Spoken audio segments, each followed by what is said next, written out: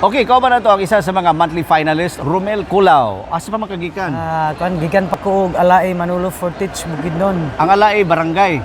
Barangay Niya, sir. munisipyo sa Manolo Fortich, Fortich. sa probinsya sa Bukidnon. Bukidnon. Paglayo So usay means of transportation mo padung diri. Wa mo gitay mahimo sir kay wala man gitay anang four wheels, nagmotor lang gyud.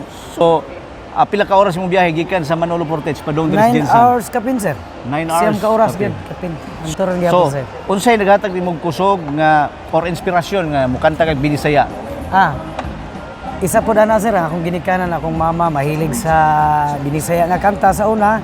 Sukad nga nagbata ko, amateur, gapakantahon ko nagbinisaya nga mga kanta. Mana medyo naanad-anad gamay sa mga Wow, okay. Dugay na ba kag-apil mga singing contest? siguro sir, dugay-dugay na gyud since 5 years old. 5 years Oh. old. So 5 naana years po old kay pa mga nadawat ng mga dagkong pa-premyo or nahimong kampiyon. Oh sir, nakapil ko sa Tanghalan, sa The Voice, sa Tanghalan nagdepende nakadepende Tawag ng Tanghalan? Sir. Nag-defending champion ka? Ako ang nakapakuha ni sa manggubat sa iyang pila to ka